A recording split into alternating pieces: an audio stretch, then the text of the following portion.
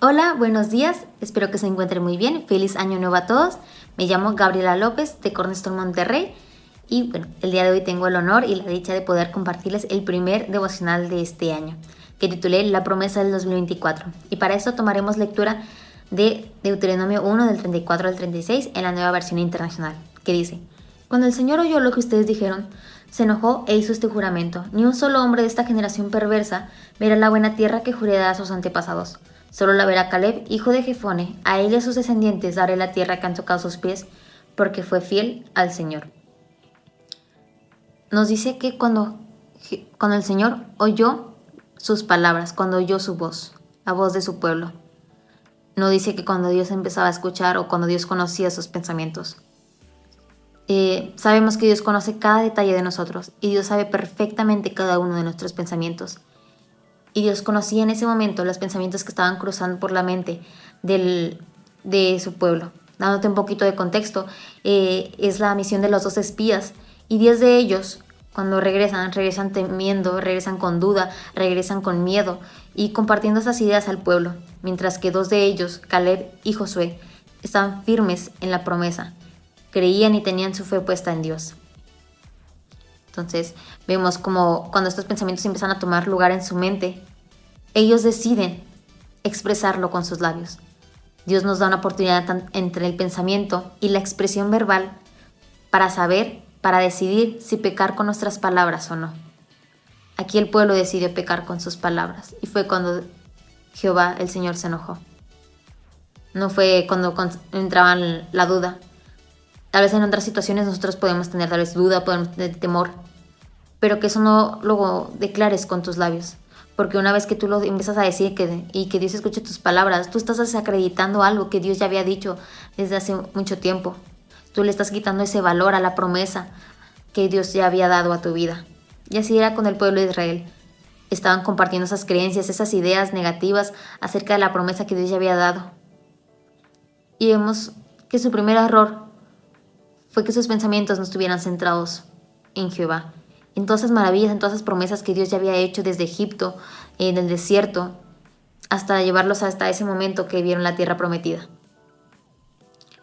Y sumándola a esto, fue que tomó lugar la incredulidad, y con ello una alteración del concepto que tenían de Dios, que Dios era bueno, que Dios era poderoso, que Dios era fiel a sus promesas. Si sus pensamientos hubieran estado centrados en eso, en lo bueno que Dios había sido con ellos, y conocían perfectamente el poder de Dios, pues ellos habían pasado por el desierto y habían visto el sustento del Padre. Ellos no hubieran siquiera tenido la duda o los pensamientos negativos acerca si era posible o no, porque conocían a un Dios fiel. Pero vemos cómo toma lugar esos pensamientos y cómo ellos lo empiezan a declarar, y peor aún, se empiezan a quejar unos con los otros acerca de eso. Y ese es su segundo error, la queja y la murmuración, que a Dios no le gusta. Porque juntos estaban desacreditando algo que Dios ya había dicho. Juntos expandían la duda, expandían el temor y no expandían la fe, que era para lo que estaban los unos con los otros. Dios cumplía sus promesas. Dios era fiel y Dios sigue siendo fiel, pero el pueblo de Israel no lo creía y empezaban a quejarse los unos con los otros, y es cuando Dios se enojó, cuando empezaba a tomar más parte la duda con el pueblo. De los 10 espías, ahora todo un pueblo tenía temor. Ahora toda esa generación tenía temor. Vemos cómo se expone una rebelión abierta, ¿no? Se ve cero temor de Dios y cero honra a Jehová. Tanto tu incredulidad como la murmuración te puede hacer que seas catalogado en la historia como una generación perversa. En otras versiones dice una generación mala. Solamente por tu falta de fe, por tu incredulidad, por tus quejas. Dios sabe perfectamente que nosotros podemos tener pensamientos acerca de duda, de temor, pero una vez que tú lo declaras con tu boca, es cuando ahí empieza a ver el problema, porque con el corazón se cree, pero con la boca se confiesa. Y tú estabas declarando algo que Dios no había dicho. Y así le pasó al pueblo de Israel. Tanto tu incredulidad como la murmuración te pueden impedir ver el cumplimiento de una promesa. Esa tierra, como Dios juró, ninguno de ellos vio la promesa cumplida. Solamente Caleb y Josué de esa generación y los hijos de esa generación. Y aquí me entra una duda porque dice que Dios juró y pareciera que Dios se contradice porque ya había jurado a sus antepasados que daría la tierra, pero no es así. Primeramente porque la promesa le fue dada a Abraham y al final y al cabo la promesa se cumplió. Israel tuvo esa tierra, pero no fue con esta generación. Pero se cumplió la promesa que le había hecho Abraham. La segunda parte que te quiero decir este día es que Dios no cambia en lo que es, pero sí en lo que hace. Y nuestro Dios es justo y misericordioso. Y es justo que aquellos que no creyeron en la promesa no vieran la tierra prometida. Y es misericordioso porque hubo una generación que sí pudo entrar a la tierra prometida. Es justo y misericordioso que hubo una excepción para Caleb y para Josué, que ellos sí pudieron verla, esa promesa cumplida. Si tú lees más adelante la historia, vemos como después de esa generación que entra, que son los hijos de aquellos que salieron de Egipto, los hijos de esos hijos, o sea, los nietos de la generación que salió de Egipto, que estuvo en el desierto, que dicen que son hombres de guerra, pues les tocó pelear, les tocó luchar. Esa generación se levantó y no conocía a Dios. Y escuchaba en un podcast que fue porque no tenían una generación de abuelos que les enseñaran aquellas proezas, aquellas hazañas que había hecho Dios, cómo Dios abrió el mar, cómo Dios envió el maná, cómo Dios les dio el sustento y la provisión, cómo Dios envió una columna de fuego y una columna de nube durante el desierto para que los pudiera guiar. No hubo esa generación de abuelos que le pudieran compartir su historia, que le pudieran testificar del poder y de las maravillas de nuestro Dios. Y por eso se levantó una generación que no conocía a Dios.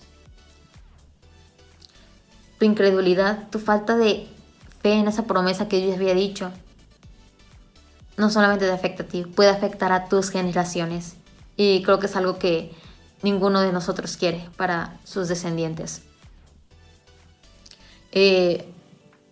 Vemos como este error, tal vez que solamente fue un pensamiento, solamente fue una queja, llegó más allá de eso, llegó a su tercera generación, a sus nietos. Y más adelante de esta lectura hace la excepción con Caleb. Y antes de eso quisiera dejarte una pregunta que Dios me hacía. ¿Cuántas de las promesas del 2023 de este año que acaba de pasar te fueron dadas? ¿Cuántas palabras proféticas recibiste este año, el año que acaba de pasar? ¿Y cuántas de esas en verdad creíste? Dios la dio, pero a nosotros nos toca creerla. Y quiero hablarte de la excepción que hace aquí en este versículo, que es Caleb. Dice, porque ha sido fiel al Señor. En otras versiones dice, porque ha seguido al Señor en todo. Y leía un poco de esta definición de fidelidad. Y déjame leerte la definición que encontré, que dice, virtud para dar cumplimiento a la promesa. Por eso decimos que nuestro Dios es fiel, porque cumple cada una de sus promesas. Entonces, ¿qué nos toca a nosotros en ese cumplimiento de la promesa? A nosotros nos toca creerla y nos toca hacer algo en lo natural. Es así, tal vez, que se te prometió o recibiste palabra profética de bendición para este año.